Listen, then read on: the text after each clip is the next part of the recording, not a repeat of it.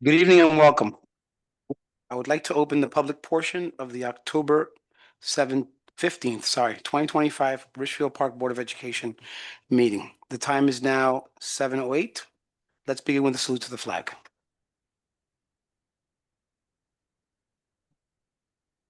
Pledge allegiance to the flag of the United States of America and to the republic for which it stands, one nation, under God, indivisible, with liberty and justice for all. Mr. Bison, can you please read the Open Public Meetings Act? Yes. The New Jersey Open Public Meetings Law was enacted to ensure the right of the public to have advance notice of and to attend meetings of the public bodies at which any business affecting their interest is discussed or acted upon. In accordance with these provisions of this act, the Richfield Park Board of Education has caused notice of this meeting to be published by having the date, time, place thereof posted in the Bergen Record, Star Ledger, Municipal Building, Board of Education offices, and the district's website. Second part is public participation instructions will be conducted both in person and virtually through Zoom. All public will be muted throughout the meeting. Public participation comments are limited to 5 minutes. The public will be able to both speak and be seen by the board when participating virtually or telephonically via Zoom. Individuals participating virtually that wish to make comments during the public participation will need to raise their hand by clicking the blue hand icon at the bottom of the Zoom window. Individuals participating by telephone that wish to make comments during the public participation will need to hit *9 on their telephone to raise their hand. The business administrator, board secretary will then unmute individuals one at a time to speak in the order that their hand was raised. Thank you, sir. May I please have a roll call? Mr. Cooney. Here. Ms. Kraft. Here. Mr. Feitros. Here. Ms. McNeil. Here. Mr. Malou. Ms. Rodriguez. Here. Ms. Schmidt. Here. Ms. Velez. Here. Ms. Orth. Here. President Martinez. Here, and we have a quorum. Ms. Velez, could you please move the minutes for August 27th and September 17th, 2025? I so move the minutes from August 27 and September 17, 2025. Second. May I please have a roll call? Mr. Cooney. Yes. Ms. Kraft. I'm going to abstention, please.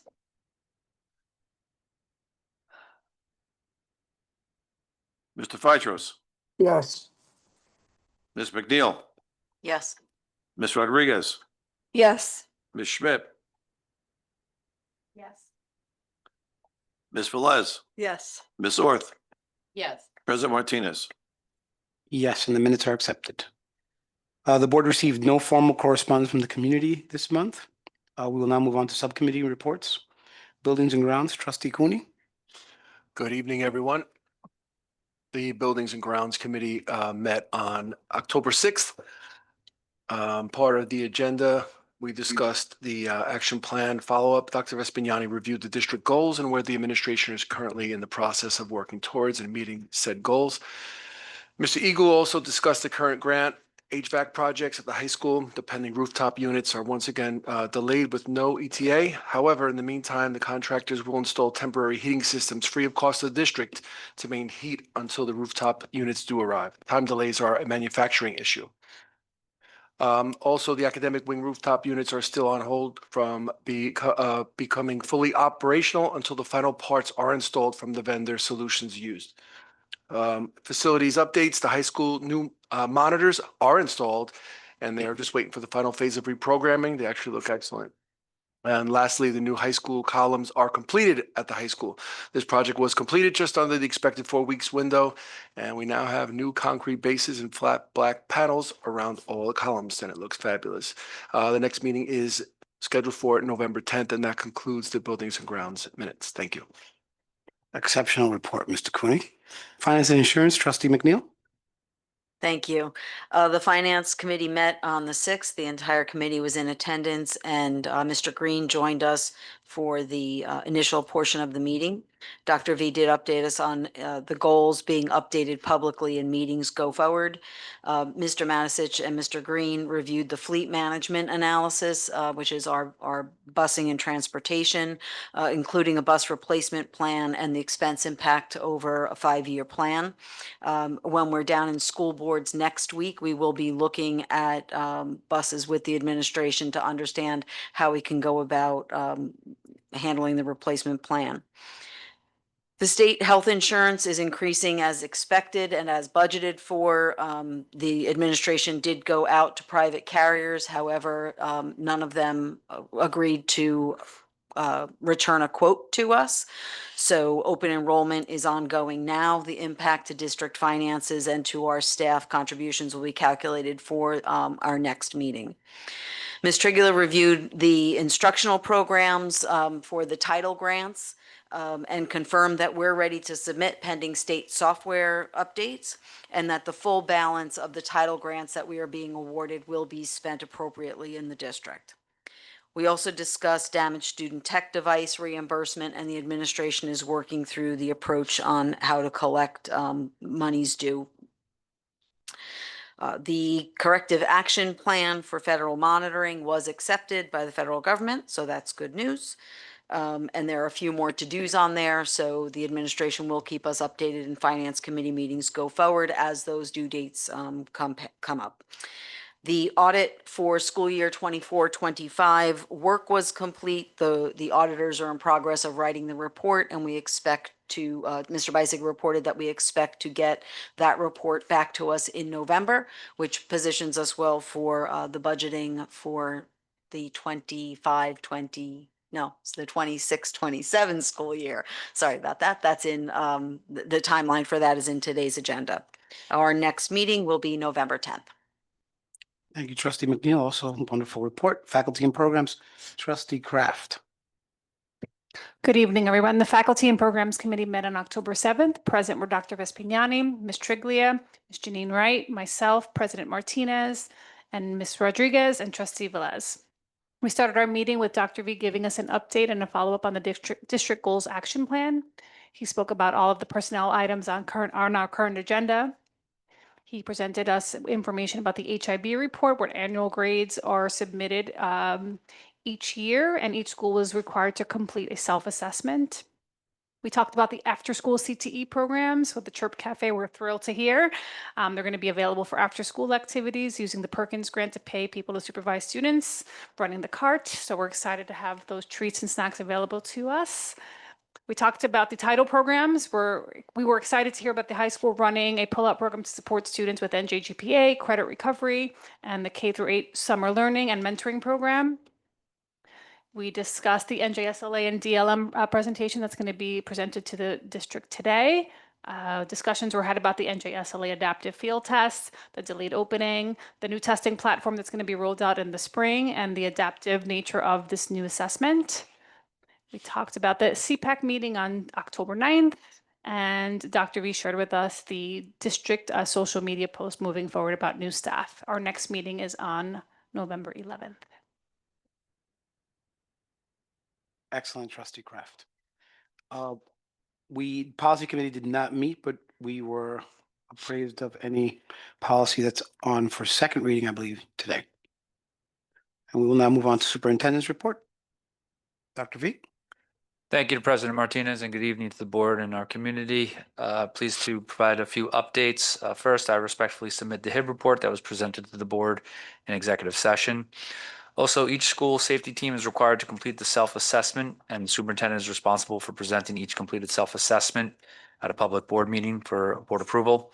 The total score possible for each school is 78 points, and there's also a requirement stemming out of 2022 for schools to report the number of times a preliminary determination was made not to conduct a HIB investigation. During the 24-25 school year, there was one preliminary determination that was made regarding an incident or complaint that was outside the scope of the definition of HIB and did not need to be investigated as HIB. And here are the 24-25 self-assessment scores. Grant had a self-assessment score of 73, Lincoln 74, Roosevelt 74, and the junior senior high school 75. Pleased to report some happenings around our schools. The elementary school students recently participated in the Week of Respect as a kickoff to the Anti-Bullying Month.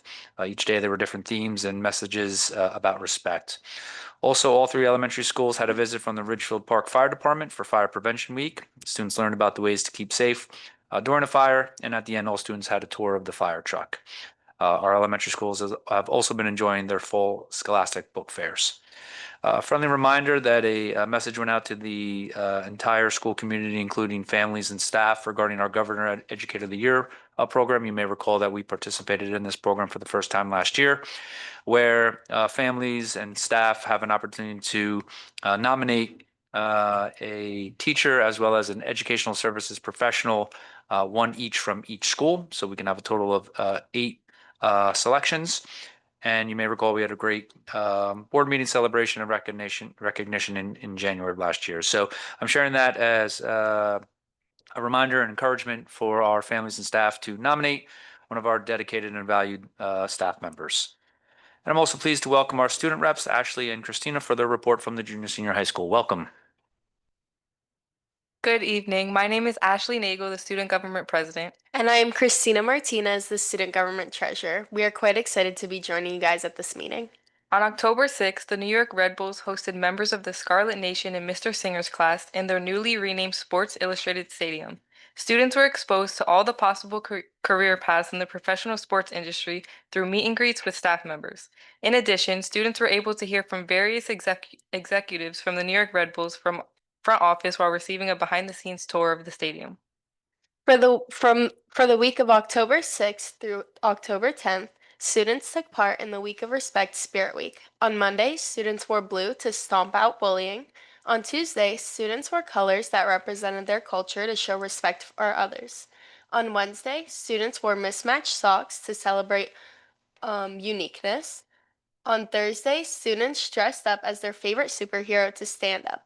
And lastly, on Friday, students wore their Scarlet Pride gear. On Friday, October 3rd, the Counseling Department hosted their first Future Friday, where presenters in different industries come in and speak to high school students. The first presenter works at AbbVie Pharmaceuticals and is a senior manager within AbbVie Pharmaceuticals Market Access Team, focusing on U.S. payer research for new immunology products in development. Student government has been very busy planning events. In the next few weeks, we are hosting 2 dances. For the 7th and 8th grade, they can attend the fall ball, and for 9th to 12th grade, the 2025 homecoming dance with the theme Enchanted Garden will occur. Student government also newly elected 7th and 9th grade class officers this past week. And as we continue the fall sports seasons, we are excited to share some updates. The Ridgefield Park football team is now 4-2. They play Indian Hills this Friday, with the winner advancing to the Ivy League playoffs. The varsity cheer team hosted a cheer clinic for the future Scarlets. We taught the younger girls a dance, which they performed at halftime at the senior game with the varsity squad. Some of the girls volunteered at American Heart Association Walk in Overpeck on October 5th. The cross-country team has entered the championship part of their season. As of now, the girls team is ranked second in our division, heading into the division championship meet. 2 girls and 1 boy are expected to finish in the top 3 in the American division and earn first team all-division honors. Both Shania Perry and Edgar Ronderos are favored to win the division overall. The girls volleyball team is currently 11-6 and have reached the quarterfinals of the Bergen Invitational Tournament for the first time in school history. The girls host Paramus in the next round of the BIT on Saturday, October 18th at 10 a.m.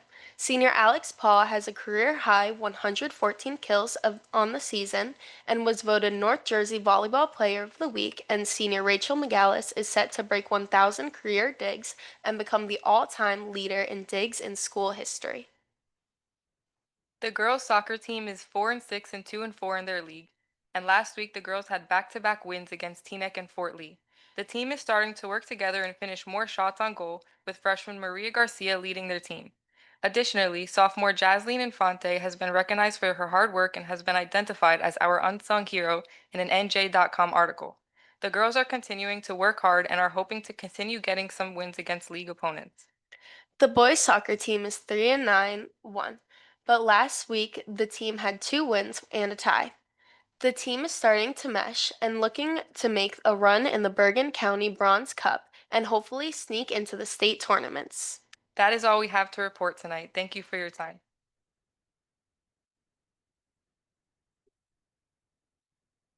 Wonderful. Thank you, Ashley and Christina. We really appreciate that report. Always great to hear from our students in terms of the wonderful things that are happening here at the junior senior high school.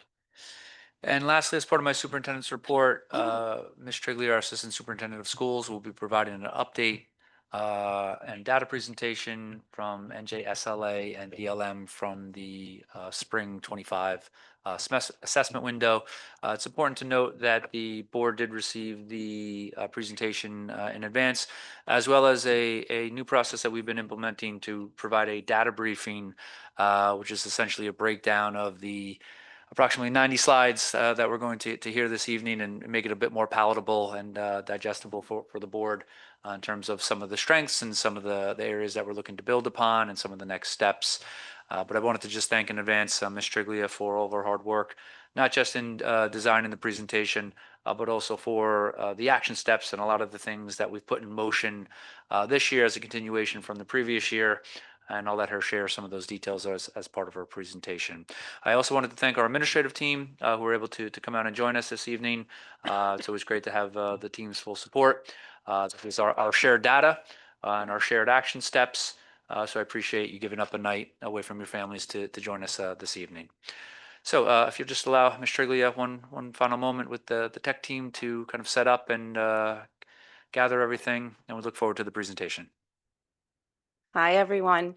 I figured I'd stand to make it a little bit more energetic than our previous years. I feel like I'll have a little more energy going through this. So if I move away from the microphone, I don't even know if it's going to reach. I don't know if this is going to work, but we'll try to make it. I'll try to make it work. Okay, so tonight we're presenting on. I'm going to just hold it on NJSLA and DLM. Most of our data is going to be focused on the NJSLA. As we get to the DLM slides, you'll see that our number of subgroup students is below that 20. So there's not much data to report on there, but we'll get there. Okay, so NJSLA, who participates? We have students in grades 3 through 9 who partake in the ELA, and then students in grades 3 through 8 take part in mathematics. Our 8th grade students who are enrolled in Algebra 1 will take the Algebra 1, and our 9th grade students the remaining 9th grade students who need to take Algebra 1 will take it, or geometry. And for grades 5, 8, and 11, they'll be taking the NJ, I don't know if that's good. Is that going to pick up my voice? They'll be taking the NJSLA science. As you know, our multilingual learners have to participate in the NJSLA as well. Can you hear me? Yes. So the only exception is if students arrived June 1st, after June 1st of the previous school year, they can be ELA exempt only. They have to take the math and the science. So we've talked about this in the past. If they come a week before the assessment starts, they still have to partake in the assessment. This slide talks about our participation rates. So what you'll see is the total number of students in the one column is our enrollment. It doesn't necessarily match the participation rates, and for reasons like that, right? So we might have 98 students enrolled. 92 students of those 98 were eligible to take the ELA assessment. Of the 92, 91 participated, giving us a 99% rate. Whatever reason that child could have been absent, could have been a refusal, could have, whatever the reason for them not participating, that's why they don't count towards that 100%. And so you'll just see all of our percentages across the board. Our goal is to be above 90%, so we're good there. All right, the way that these slides are set up is first we'll go through all of the ELA data, and then we'll go through math, and then we'll go through science. So if you get the pattern, this should be pretty quick and painless, hopefully. All right, so our unit testing times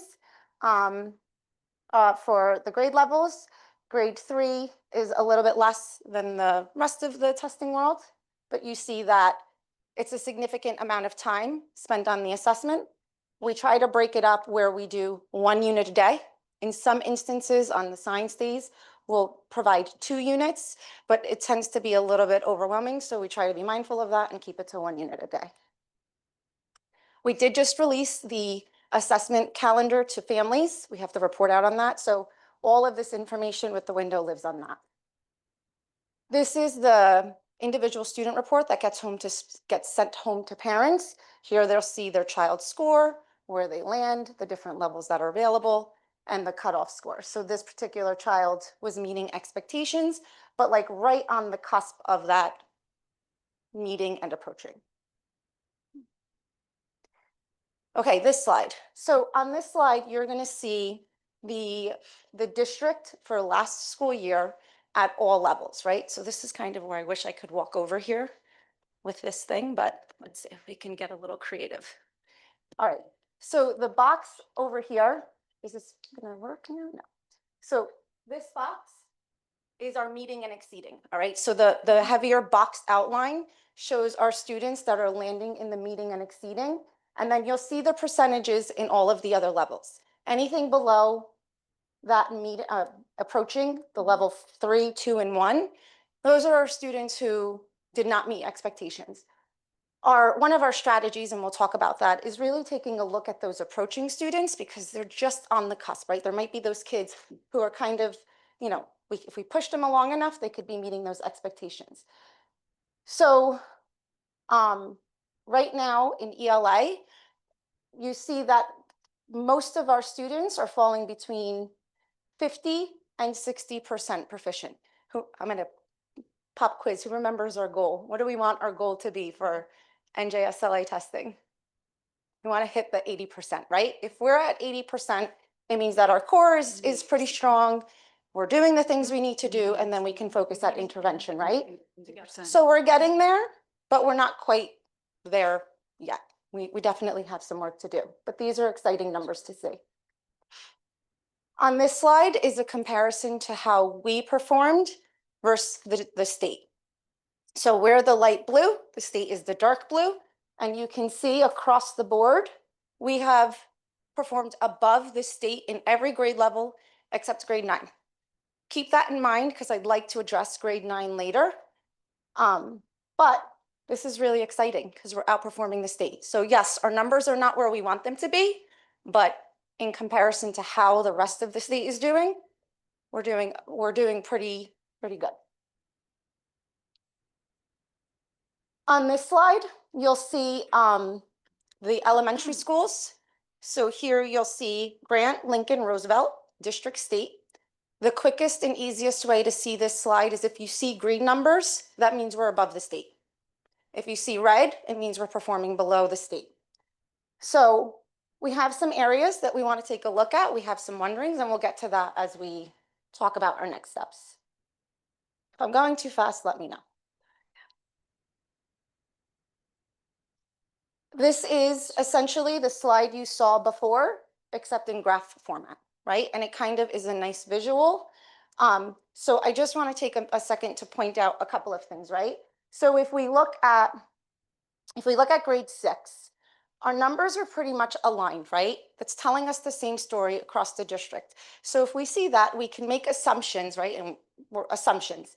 We need to confirm these assumptions, but some of the assumptions we can make are, it's pretty equitable across the 3 buildings with how they're teaching, what they're teaching, maybe the resources are aligned and things of that sort.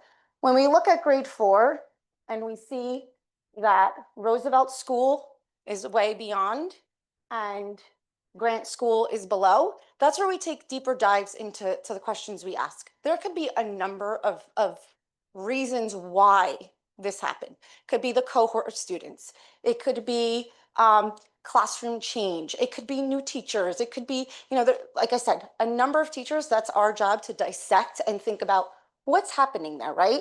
When it's telling a consistent story, we can see, all right, we're on the same page. We need to just make adjustments to what's happening.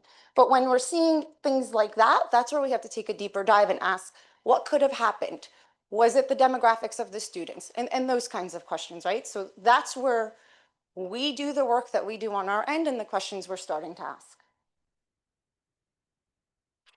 These slides, I'm going to just tell you the way that they work, right? The numbers are super small. This will be posted on the website for all of you who want to. Yeah, right. For those of you who want to see. So for this, the way that it's set up is it's your demographic information. We're going to have it by race, by gender, and by program. Program means if they're ML learners, if they have an IEP or a 504, economically disadvantaged. In each column, you'll see the levels where they're performing for all of the levels. The next slide is just meeting and exceeding, right? So if you choose tomorrow or the day after or whatever, you want to take a deeper dive into these slides, the table is all students at all levels. If you see a dash, it means that the subgroup was too small to report out on. So if it's less than 20, we can't report out on them, and that's why that data is missing. If all levels, meeting and exceeding. So we have by race, by gender, all levels. Here we are by gender, meeting and exceeding. Our female population is kind of outperforming our male population. And this is just for last year's data. This is not, this one compares all of the years. So you'll see 23, 24, 25. And I'm sorry, this one as well is 23, 24, 25. So the light purple is the spring 23, the middle spring 24, and the end is spring 25. So again, you're seeing some growth over the years as well in both. And then this is by program, meeting and exceeding.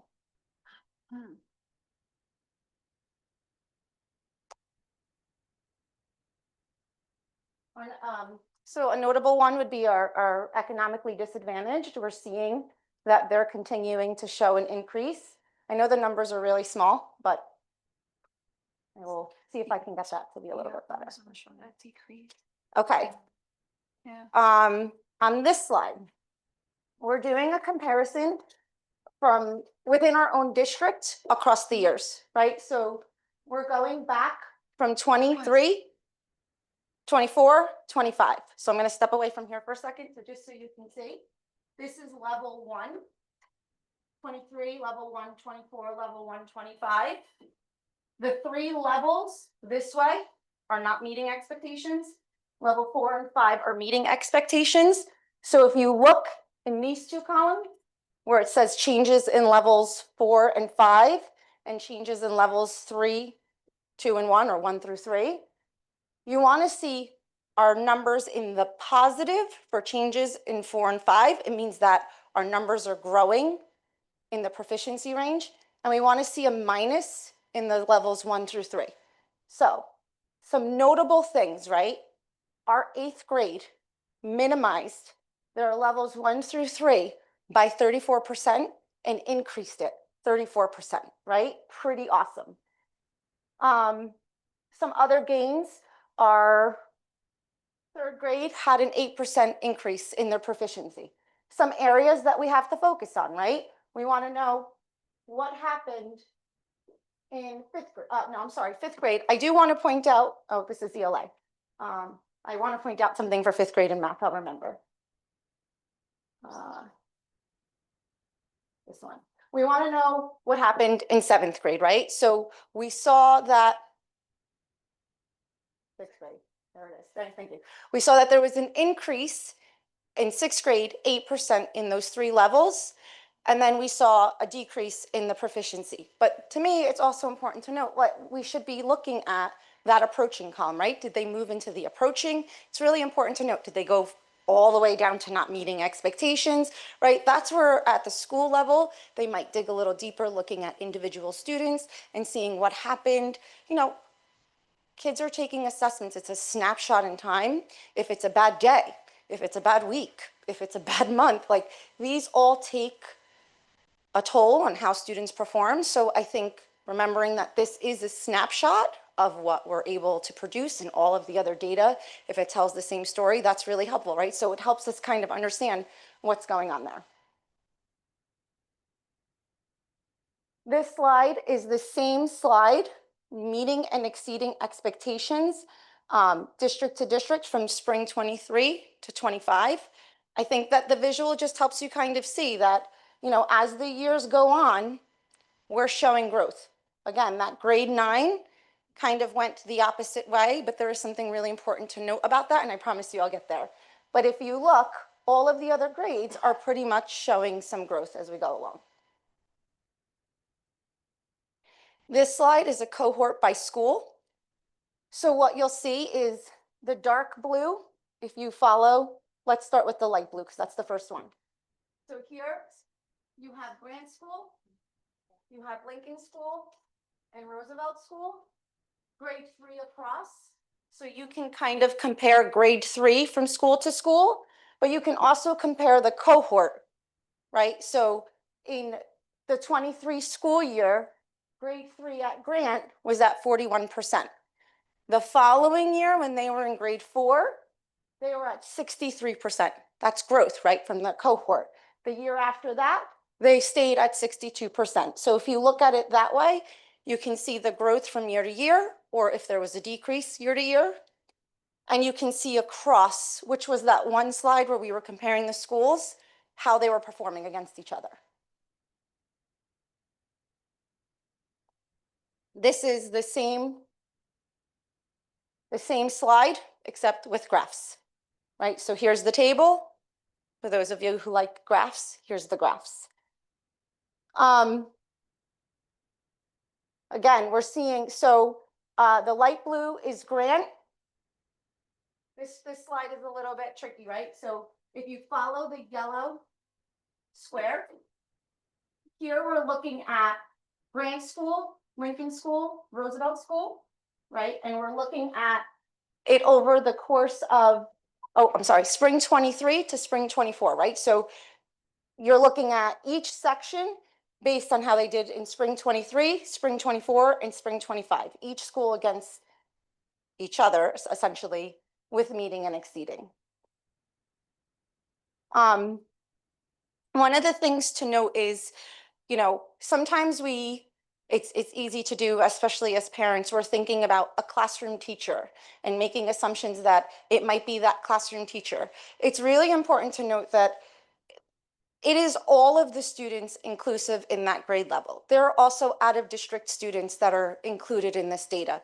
So what you might think is, if you're envisioning, you know, a certain classroom teacher thinking, oh, it's not reflective of, these numbers may not be reflective of that. In some instances, there's send-receive kids, right? They're crossed over in schools. Maybe they were really a Grant student, but landed at Lincoln for programming reasons, right? But Grant is getting those scores. So some of that is happening. It's not a lot, but sometimes that can kind of change the numbers as well. So I think it's important to note that yes, these are our numbers, but it's inclusive of a lot of things, right? So I just wanted to point that out. This slide is the cohort by grade level from spring 22 to spring 25. So cohort goes diagonally. You can follow the students and how they did. And then you can go across to see how they're performing. When you go across the grade level, just keep in mind you're not comparing the same students, right? It's just third grade overall as a whole. Again, if you see red numbers, that means those years were performed below the state. If you see green numbers, it means we're performing above the state. If you just see black, it means it's pretty much in line. And if you look at our last school year, we're pretty much in the green, except for grade 9. But this is the part where I said I wanted to point out. Grade 9,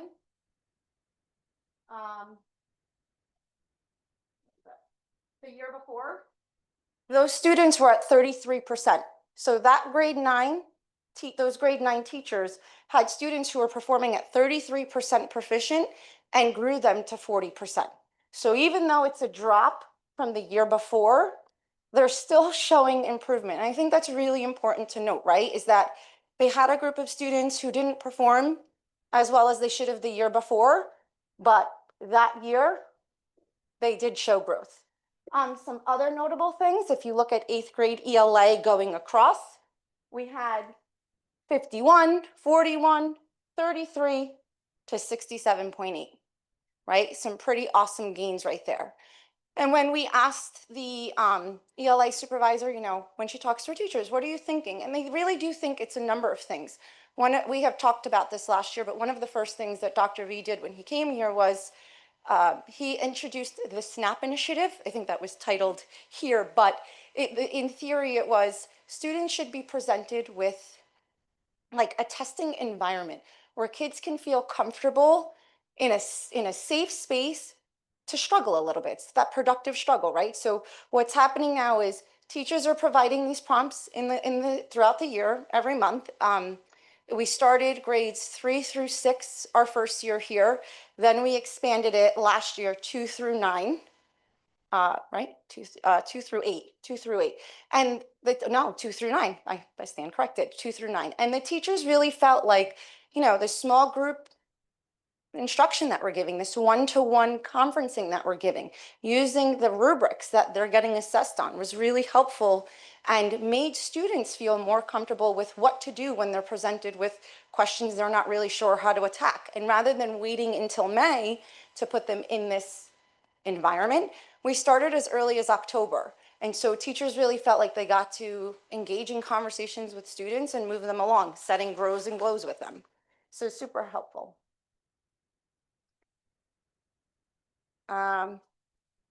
This next one is similar to the data we saw before, but again, it's district to state, just comparing 24 to 25. You'll see that pretty much last year and this year, we continue to either be above or in line with the state. This is grades 5 and 6. We're above the state, both in 6th grade, we're above the state both years. This past year, we were above the state for 5th grade, so pretty awesome there.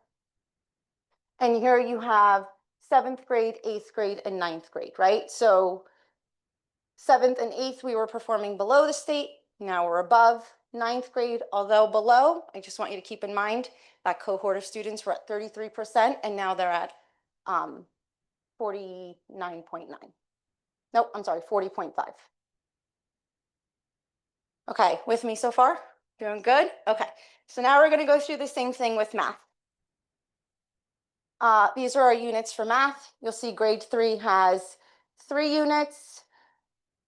Algebra 1 has 2 90-minute units, and geometry as well. Here's your individual student report. Again, with the levels, the cutoff score is 750 for meeting expectations. So anything above a 750 is considered meeting 750 or above is meeting expectations. Here's the table for last school year, all of the levels and how we performed in each level. The boxed out area is our meeting and exceeding. And here on average, we're about 40% proficient, right? All grades is 40% proficient, right?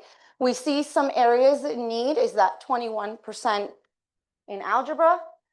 I do want you to take a look at 8th grade math, right? We're at 35.0%.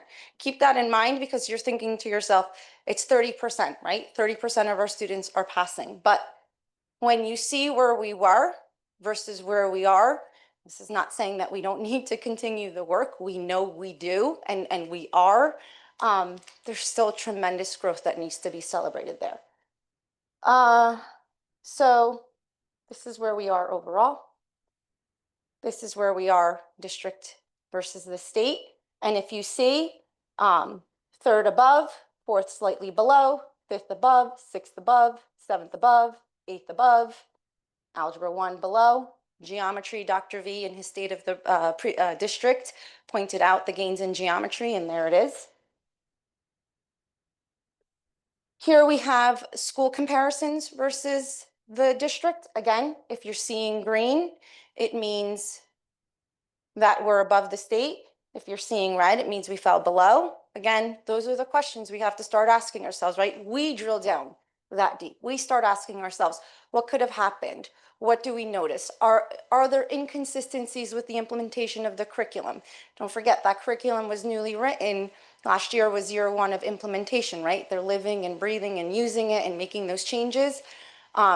in our next steps, I'll talk to you about the focused conversations that are happening, but it's ongoing, right? It's not perfect the first time we do something. So is that part of the problem, right? Do teachers understand their standards? The upper grades are now slated to go to Conquer Math, which is professional development that does this whole unpacking of the standards. Understand where you should be living and what you should be teaching within your scope. This is our schools to the district, to the state, and how they're performing, right? So again, third grade, we could say they're pretty on par with each other. Our third grade teachers are probably pretty equal with the curriculum usage. They're probably really strong with talking to each other. I can tell you that today our third grade team was at central office. Their focus was ELA and math content. They pulled up the curriculum as a group, right? Each building got together. They were able to talk to each other. They were able to say, this is what we agree on with the sequence. They looked at some data, they made some decisions, but the idea is that we gave them the opportunity to have that horizontal articulation with each other that they don't get to have on a normal basis because they don't have common preps with each other across the buildings. They don't have those opportunities. So I can tell you that after a 6-hour day, those teachers left smiling and were ready to come back and booked another date already happy. They bought in, right? So that's really important. And that's going to address some of the inconsistencies that we're seeing, or so we hope, right? As we bring the fourth grade team in and we say, what do you think is happening? What do you, where do you think we need some extra support? What I don't want is for people to feel like it has to be the teacher's fault. There's so many things that go into why our students are not performing where they should. And since the first day that we got here, we began dissecting that with diagnostic tests and data and common assessments and things like that. So hopefully a year from now or 2 years from now, we'll be able to say, this is exactly what it was. These are the gains we're continuing to see consistently. The demographics, super small. Remember, it goes by race, all levels, meeting and exceeding, gender, all levels, meeting and exceeding, seeing growth. Program, IEP, 504, ML students. And I love seeing that we're seeing growth, right? That last line seems to be growing. Still may not be where we want it to be, but growth is important to note. Our comparisons, this is district to district from 23 to 25. Again, just pay attention to those last two columns. The plus and the minus. I gotta find it on here. If we look at 8th grade again, they grew 34.6% in that third and fourth, in the 4th and 5th category. We had some other really, oh, that's geometry, I'm sorry, 25% in math. We had some other really good gains. 5th grade, remember I said before I wanted to remember a point. Last year, I told you that the supervisor of elementary ed was meeting with 5th grade once a month in the morning, targeted because that was a grade level that seemed to kind of have a dip. And she's targeted with them, had targeted conversations about curriculum, what they're teaching, the standards that they were teaching, and they saw a 12% growth in those two levels versus the year before.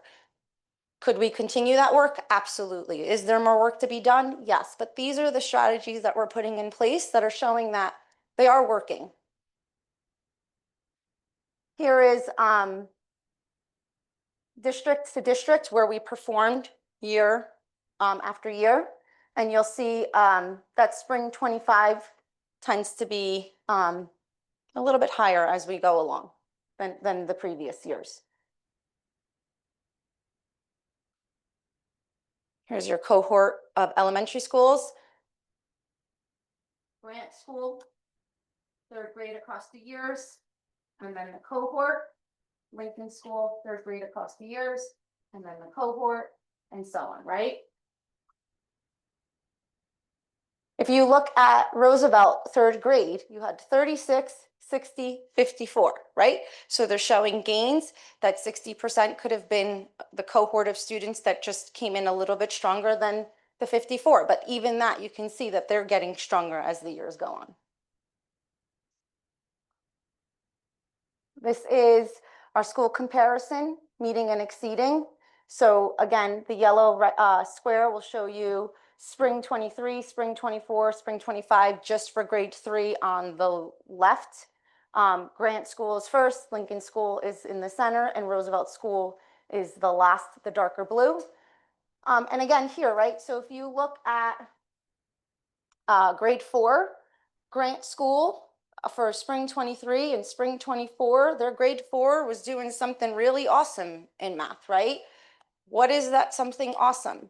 Do we need to look at the students? We need to look at the makeup of the students in the other buildings. And we need to think about, was curriculum being utilized? Were they using their own resources? What strategies did they implement, right? And the idea is when we get the teachers together for that horizontal conversations, that they're vulnerable and open to having conversations with each other and saying, what did you do differently? What did I miss? Or what did you use that you found helpful that maybe I missed? And so that's what we're hoping for and we're moving towards. This is grade 5 and then grade 6. Again, some inconsistencies. Grant grade 5 and 24 had some really great growth. And then in 25, you had Lincoln that had really great growth, right? So again, inconsistencies, but that tells us the story that there might be inconsistencies with our curriculum and how it's being implemented, inconsistencies with our resources and how they're being utilized, things like that, right? So each year we're getting closer to saying, okay, we know that it's not that anymore. Okay, we know, so these are the questions and the things that we keep bringing back and showing teachers how it's all connected. Here's your cohort. Remember I said keep in mind math, how we've been performing. For grade 8, 4.8%, 10%, 9.2%, 35%.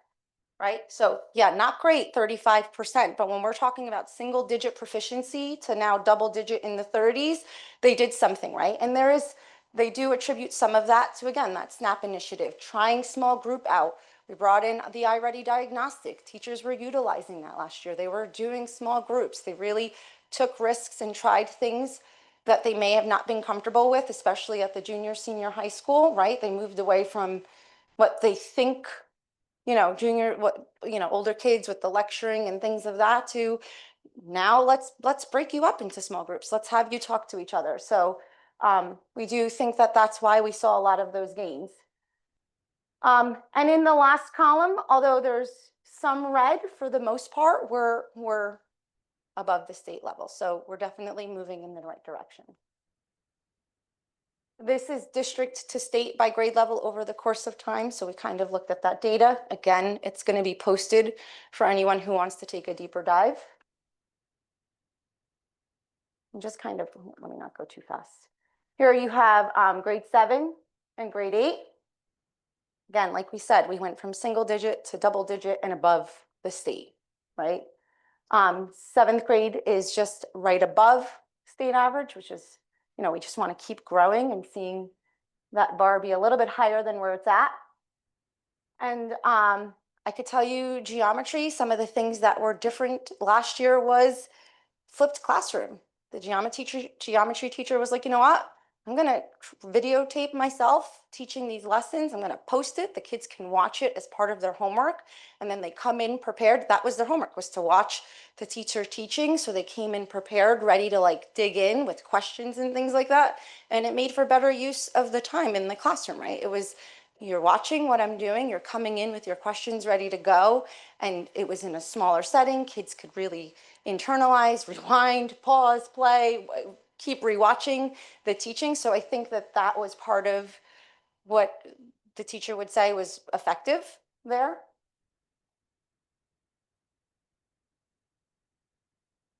Our science participation rates, science again is 5th, 8th, and 11th grade. 98% proficient, 100% participation. These are our unit times for science. Because there's so many units and because kids get burnt out after taking 2 units of math, 3 units of ELA, and then we try to, this is where we'll double up on those 2 units to kind of just get kids, let's get this, moving along. And then in grade 11, we have the 4 units at 60 minutes. NJ SLA science cutoff scores and proficiencies levels are different, because why not? You have, rather than not meeting and approaching and meeting and exceeding, you have below proficient, near proficient, proficient, and advanced proficient. So here it's 4 levels. Level 3 is considered proficient and level 4 is considered advanced. So here we're looking for levels 3 and 4, where for ELA and math, we were looking for levels 4 and 5, right? So our meeting and exceeding expectations, these are not great numbers at all. 34, 20, 23, 25. But overall, in the state of New Jersey, it's not great, right? We know that something has to give in the world of science and how we're teaching it and the way that we're assessing it. So believe it or not, we're above the state average in 5th grade, even with proficiency scores of 34%, right? We are just above the state average in 8th grade with a proficiency score of 20, and 11th grade, we're seeing that drop. Here we are, district to state for 5th grade. Again, we would be asking ourselves, like, what do you do differently? What do you find that's effective? How, Here is the same data, just in a graph. And then our demographics, race, gender, and by program.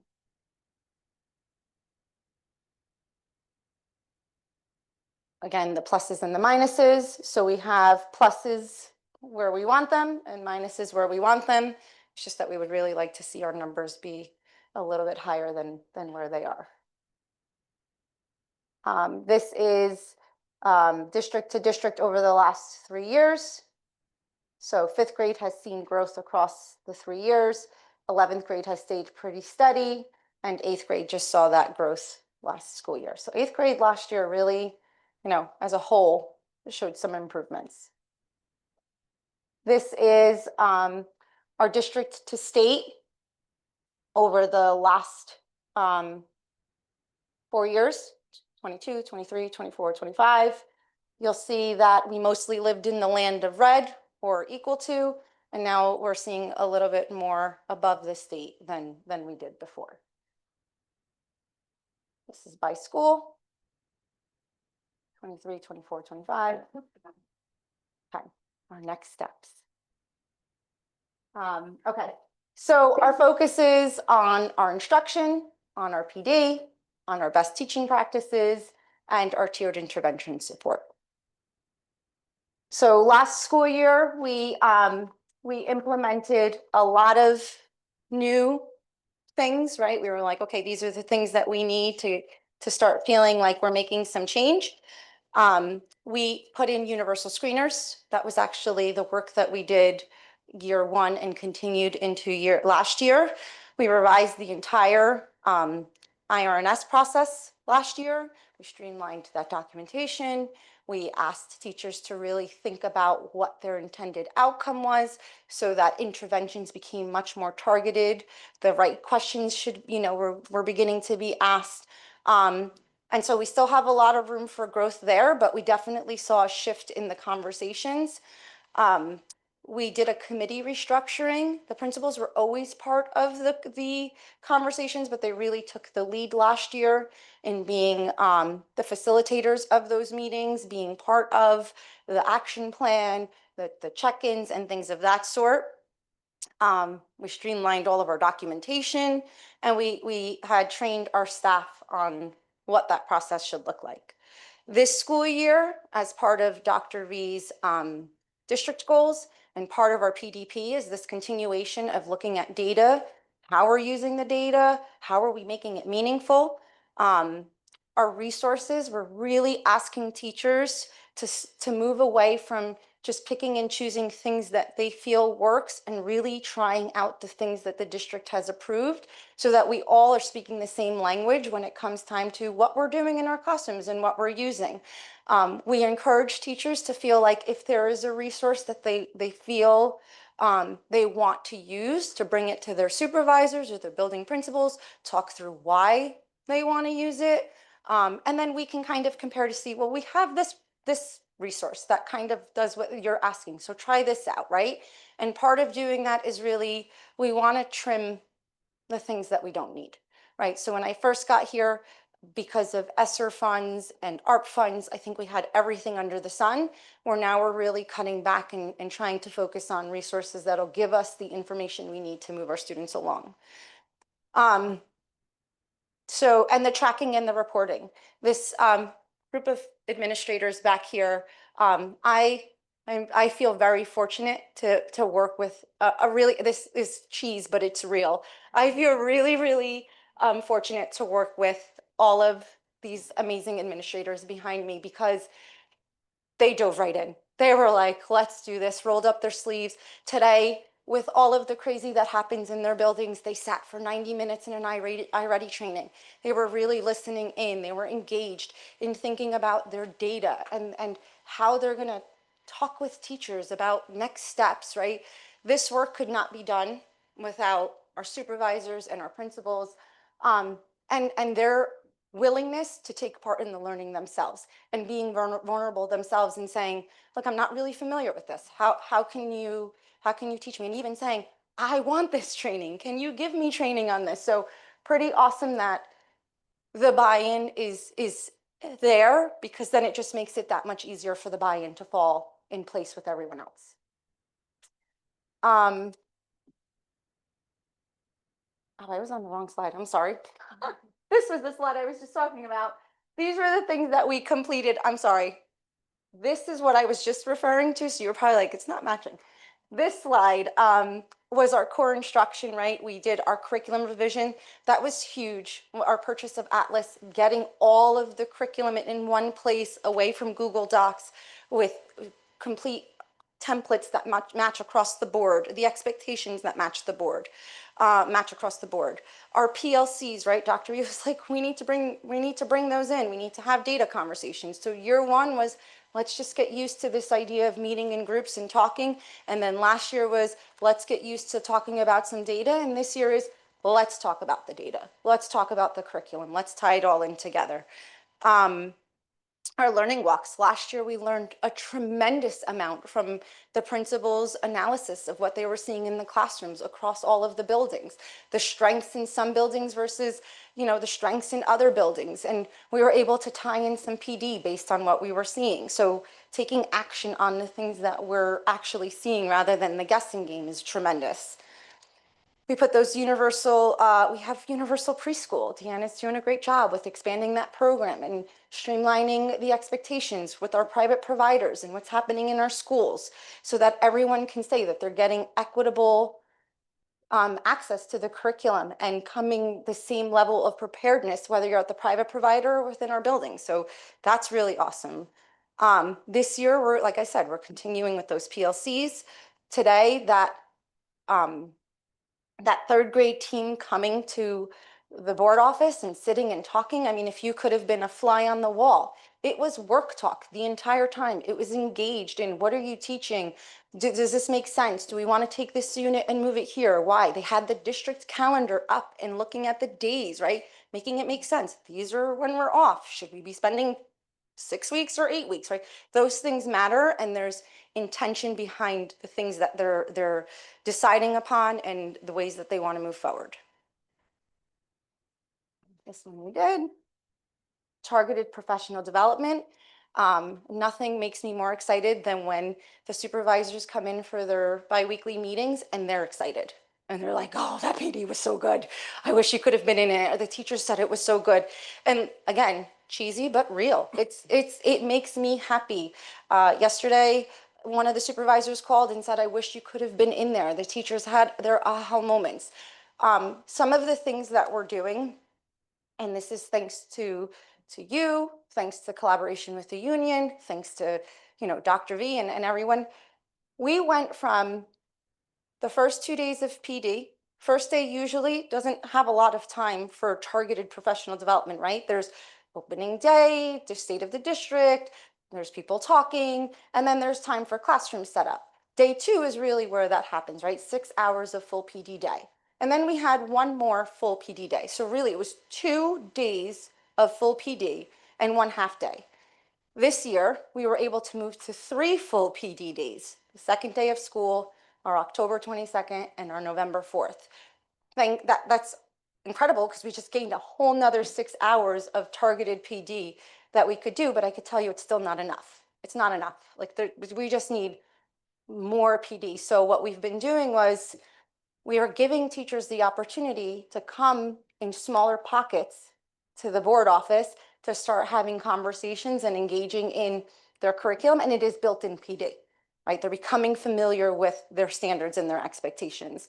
So these are the areas for instructional excellence. We retrained everyone in the strong evaluation tool. It's really important for teachers to understand what's effective versus highly effective versus not effective, and not just from us, but from the people who know the rubric really well.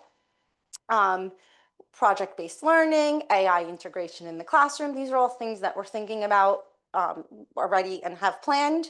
Our equity and access, we're doing sheltered English instruction. We have bilingual PD for our preschool. We've been focused on inclusion teaching for our teachers who have the co-teaching setting, differentiated instruction, that's happening on the 22nd, super excited about that. And then assessment and data, our iReady training, our tiered interventions, our common assessments, our standards mapping. These are all connected. Every single piece is connected. And then we go from PD to practice, right? Our learning objectives. How does it tie into all of the things that we've been learning? When you create your learning objectives, are you taking into consideration the data you looked at, the students in front of you, their needs, right? We're going to get better and better at doing things like that. Immediate feedback, systematic checks for understanding. We're doing progress monitoring on a smaller scale, where we're doing for our students who are in need of intervention, like tier 3 students. We're doing a progress monitoring where we're checking in every 2 weeks. We're going to do a sub-test to see that growth, right? This is new. This is not something that we've been doing in the past, but it's really to get a pulse of, is what we're doing working or not? The formative assessments, common assessments, self-assessments, students getting used to, if the 3-part objective is successful, right? That 3rd part is, as the teacher, how will I know that I was successful? Well, by the student's performance. And if the students know what they should be learning in the objective, today you will be able to do this by this and should be able to show it this way, then kids can take part in their own learning and be like, wait a minute, I'm not able to do that, right? This is where you said I should be and I'm not. So again, that's self-goal setting. And then we're having our focus on the special ed, right? We learned that our special ed population is not growing as much as they should be. They're kind of, we did see some growth last year. Dr. V did make it part of the district goals. So there is a focus on data-informed decisions for our special ed students, using our resources, coaching days. We have, we're building in coaching days where a consultant comes in and works with our inclusion teachers and our special ed teachers to say, these are some strategies you can be doing in the classroom to get some growth.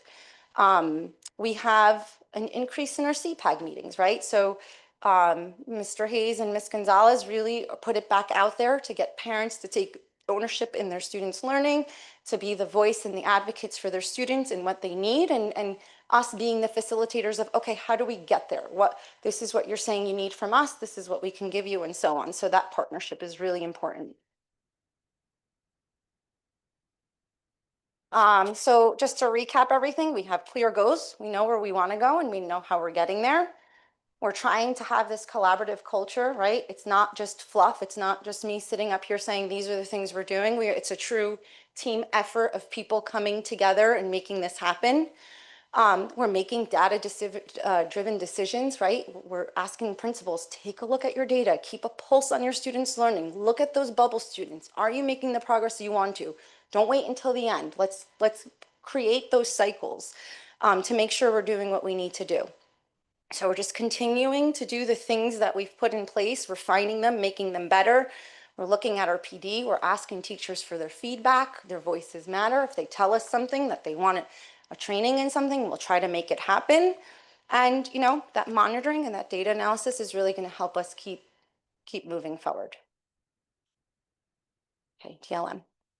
This is the alternate assessment. So for students who are unable to participate in the NJSLA, they take the DLM.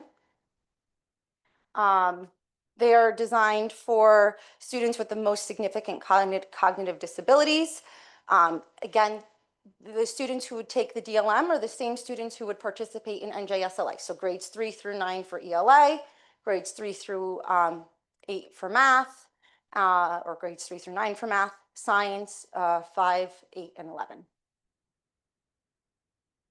These are your proficiency targets, right? You have emerging, approaching, at target, and advanced.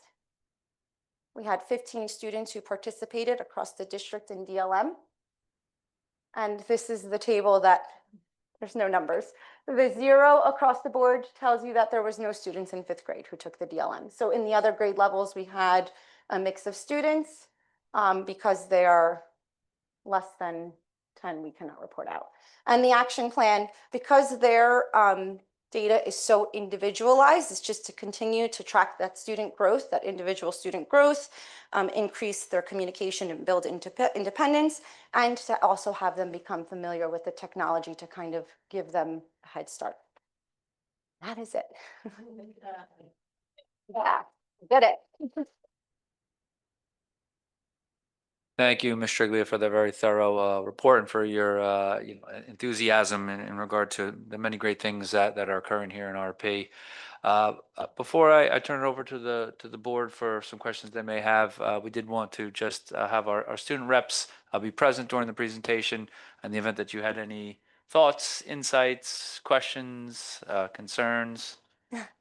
I'm sure it's been a long day, so we can excuse you now, but we did want you to know that everything we do and everything we're talking about here tonight is because we have your best interests as our students in our hearts and always in our thinking. So we're always striving to improve your experience and ultimately your performance. So we thank you for joining us and hope you get some rest tonight.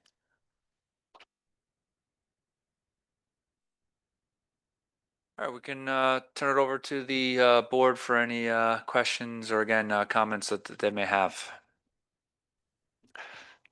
Ms. Triglia, thank you so much. It's not easy to squeeze 90 slides in. Did a fine job. It was very informative and very important. Thank you. It's very great work. Thank you. Jody? Sorry. I just wanted to mention that at first glance, if you look at the numbers in isolation, just for 2025, you can become startled, but looking at the growth really just shows the work that this team is putting together. So I want to thank Dr. V for his leadership, Ms. Triglia and the administrative team for putting in the work because the growth is there. And I understand that growth is slow and steady, but I do recognize the progress. So I want to thank you all for your committed work and keep up the great work. Berlinda? When I first opened up the email, I was like so emotional. First of all, I just want to commend you and your team, your administrative team, also the teachers for buying in, and also to Dr. V for leading this district in the right direction. We know that our kids can, we know that our community can, and I was like super emotional and like the visual and the color, it's extremely well organized, and I just want to thank you. We made progress in ELA, but we did make some progress in math, although we're not there yet, but we did make progress. I just want to thank you. I can confirm that Belinda called me about a half hour after the slides went out, and I almost drove off the road trying to pay attention to what she was saying. She was very excited. Jenny? I ditto what everybody has already said, but I always love the graphs and looking at all the numbers, but more importantly, like as you're going through it, I'm so curious all the time when I see those like little geometry, for example, and I'm like, oh, I hope she explains to us, like, what did she find out? Or, and so when you gave that example, like, I hope we can get to, like, we talk about this now, but then we'll be on to the following and get the rest, the next year's data. I really hope we get like a follow-up, a little more specific. I know what the plans are, but I'd really be a little more curious, the specific strategies of why certain things, and again, I agree, it's probably not a particular teacher in any case, but I would really want to know what those strategies are. That YouTube, or not the recordings of the lessons beforehand, like that's so interesting and very cool. So thank you for sharing. Mr. Fitros, I saw you unmute.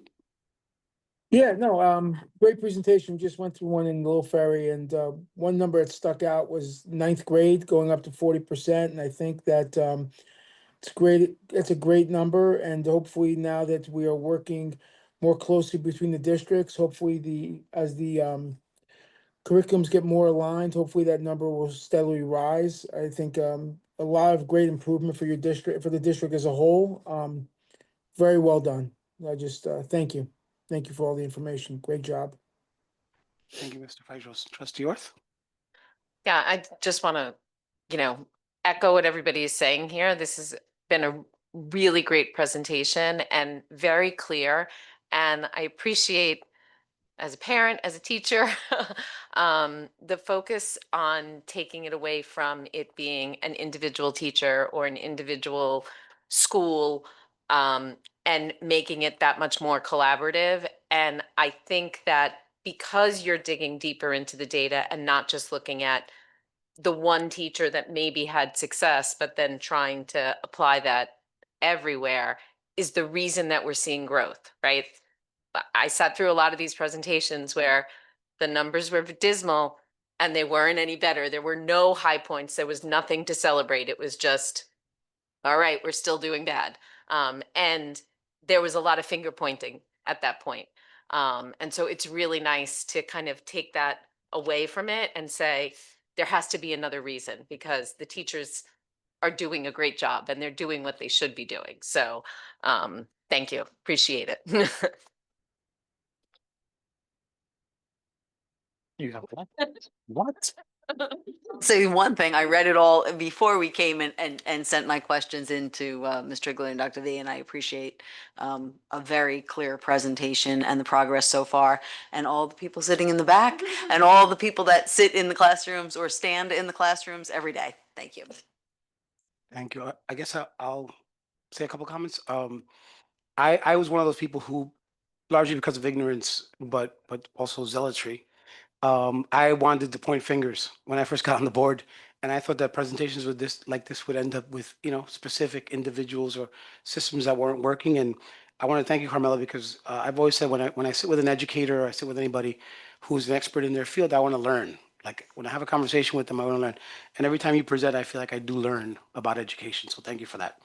And one of the things that I've learned is that it is a system, and I've learned that again, the problems in this district started from the top, not the bottom. And so I want to start by thanking the teachers. They went through a lot during the rough years, and they're still going through a lot because we're asking a lot of them. And so I just want to say I appreciate them, the frontline staff, the supervisory staff, and of course the administrators present. I also want, one of the concerns that I had as you were talking, I was like, how much of this lives in Ms. Triglia's head, and how much do the principals, like if she hits the lottery, are we? And it's good to know that this is that you guys have changed the culture in the district, and that if you did hit the lottery, good luck, but that each of our administrators are going to know what the plan was and what the philosophy was, and that the culture continues, because we do have a lot of work to do. I appreciate the macro approach, like the data, the way you're being led by data, and you're not overreacting or underreacting to the data. I like the level of honesty that you included. Our weak spots are in red. You didn't sugarcoat them with, some nice lavender color or something like that. Like you put them in red because they're the places we have to focus. So I appreciate that. And that is all that I have. Thank you. Thank you for the presentation. Thank you for your work. I would just like to say, one of the things, I don't know, Dr. Fee, if you were going to say but the principles in practice, what you put in practice. Go ahead. So last year, Dr. V asked that the principals own their data and present it to the buildings. And so next week on the 22nd, 23rd, 20th, on the 20th, the elementary principals will be doing their data presentation to their buildings, and you will be doing it in November. And each of them take a little bit from here, and then they make it their own in their own buildings and create their own little next steps to do. So if I wasn't here, they would still own this data and they would know what to do with it for sure. Or if not, at least begin to ask the question so that they would know where to go next for sure. Thank you. Thank you all. Thank you. Thank you, Ms. Trigley, again for that report. And just to conclude my superintendent's report, small wins and recognizing them and celebrating them in any organization is really, really important. But at the same time, as we've concluded this presentation, then in the past 3 years, we know that there's still a lot of heavy lifting, a lot of focus. But my conversation with the administrative team in August is, this is a really pivotal year. We have worked hard to gain an incredible amount of momentum. And it's really a matter of what we do with that. And I have complete confidence in the team that, we're going to continue on this path. So I wanted to thank them again for joining this evening. And I wanted to excuse them so that they can rest well in preparation to close out the week for the next 2 days. So thank you again. And we can turn it back over to President Martinez.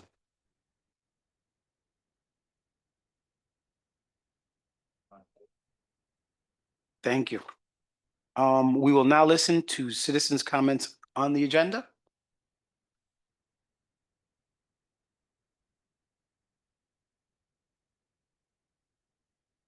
And our administrators look very sharp as well. That's a sharp looking team. Do we have anyone to elevate? No. Okay. I guess I will close citizens' comments on agenda. Feel free to email me if we cut you off too short. I'll make sure the board gets your questions. We'll now move on to our agenda items. Trustee Orth, can you please move policy and regulations 801? I so move 801. Second. Any questions or comments on policy 801? May I please have a roll call? Mr. Cooney, Yes. Ms. Kraft, Yes. Mr. Phytros, Yes. Ms. McNeil, Yes. Ms. Rodriguez, Yes. Ms. Schmidt, Yes. Ms. Velez, Yes. Ms. Orth, Yes. President Martinez. Yes, the resolution passes. Trustee Kraft, can you please move faculty and programs 901 to 912, including the revised 901 field trips and the 904 conference? I make a motion to move FP 901 through FP 912, including the revised 901. 901 and 901 and 904. Second. Any questions or comments on faculty and programs? Seeing none, can I please have a roll call? Mr. Cooney, Yes. Ms. Kraft, Yes. Mr. Phytros, Yes. Ms. McNeil, Yes. Ms. Rodriguez, Yes. Ms. Schmidt, Yes. Ms. Velez, Yes. Ms. Orth, Yes. President Martinez. Yes, and the resolutions pass. Trustee Cooney, can you please move buildings and grounds 1001? Resolution 10.01, I so move. Second. Who's that? Me. Okay. Any questions or comments on buildings and grounds? Seeing none, can I please have a roll call? Mr. Cooney, Yes. Ms. Kraft, Yes. Mr. Phytros, Yes. Ms. McNeil, Yes.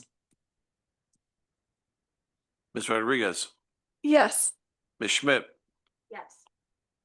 Ms. Velez, Yes. Ms. Orth, Yes. President Martinez. Yes, and the resolutions pass. Trustee McNeil, can you please move finance and insurance 1101 to 1119, including 11-12, the extra PD for child I- study team members. I move 1101 through 1119, inclusive of 1112. I second. Any questions or comments on finance and insurance? Seeing none, may I please have a roll call?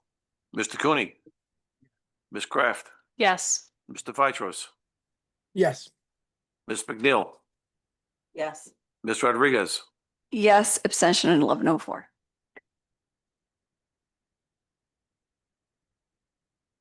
Ms. Schmidt, Yes. Ms. Velez, Yes. Ms. Orth, Yes. President Martinez. Yes, and the resolutions pass. Trustee Schmidt, can you please move the consent agenda 1201, including the revised date for the Ragamuffin Parade? I so move 1201, including the revised Ragamuffin Parade date. Second. Any questions or comments on the Ragamuffin Parade? Love the Ragamuffin Parade. Oh, it's not a parade? Sorry, it's practice for the parade. Okay, okay. So we did have comments and questions on. May I please have a second? Second. Okay. No comments other than those. May I please have a roll call? Mr. Cooney, Yes. Ms. Kraft, Yes. Mr. Vitros, Yes. Ms. McNeil, Yes. Ms. Rodriguez, Yes. Ms. Schmidt, Yes. Ms. Velez, Yes. Ms. Orth, Yes. President Martinez. Yes, and the Ragamuffin practice passes. Trustee Rodriguez, would you please move personnel 1301 to 1314, including 1305, the revisal on, the addition of a retirement.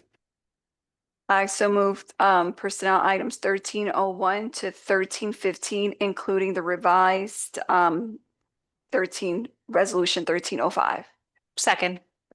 Any questions or comments?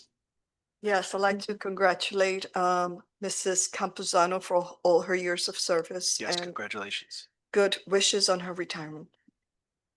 Yes, and I'll extend that also to Marianne Shuck, lunch aide, Rose Itrana, teacher assistant, and our music teacher, Nicholas Stefanacci.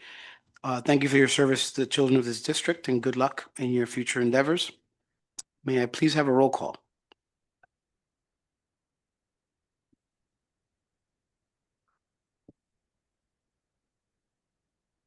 Madaya? Hold it that way. Yes, some of them are down. There it goes. Mr. Cooney, Turn yours. Yes. Ms. Kraft, Yeah. Mr. Vitros, Yes. Ms. McNeil, Yes. Ms. Rodriguez, Yes. Ms. Schmidt, Yes. Ms. Velez, Yes. Ms. Orth, Yes. President Martinez. Yes, and the resolutions pass. Okay. Only four at a time? Okay.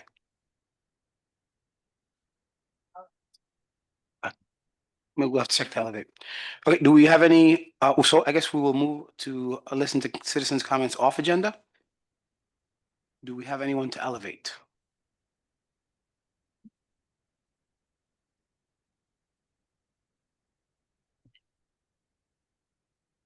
Hi, Dr. Haynes, you're muted. Your address, please? Yes, Dr. Mercedes Haynes, 206 Christie Street. Good evening. Good evening, everyone. I just wanted to ask, I know I brought this subject up in another meeting that I attended about the buses. And Mr. Bissig said that one bus was down for repair. But now there are 10 slots taken up at the bottom of Christie Street. And I just noticed that there was another bus, a Giordano bus. So that makes a total of 11 spots taken up by these buses. Is there any reason why it can't be over on Challenger Road if your offices are there? There's a parking lot, it's gravelled only, but why can't the buses go there, Mr. Bissett? Thank you, Dr. Haynes. Any other questions? No, not really. Okay, okay. We'll be answering shortly. Thank you. Do we have anyone else to elevate?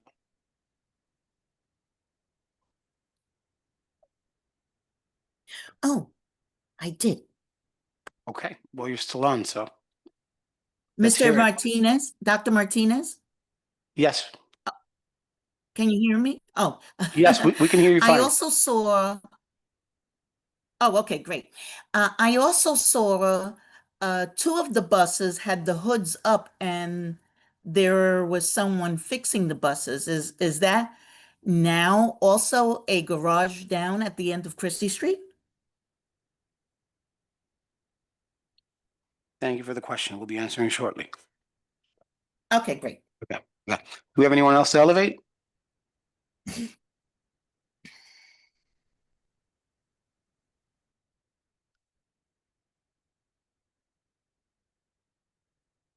Okay, so I will now yield the floor for the administration to answer those questions. Thank you, President Martinez, and thank you, Dr. Haynes, for your question regarding the buses. The municipality very thankfully has and generously has allowed us to park our buses there. And there is, as you may know, they're starting to break ground on areas within 65 Challenger. So we're very appreciative that the town has been able to provide us with the ability to park our buses. In regard to the hoods being up, the only thing I might be able to conclude is that it was due to inspections. And that's the information that we have at this time. Thank you. Thank you, Dr. V. And with that, I'll close comments off agenda and request a motion to close the meeting. I make a motion. I'll second. Kraft and Cooney. Thank you. Good night, everybody.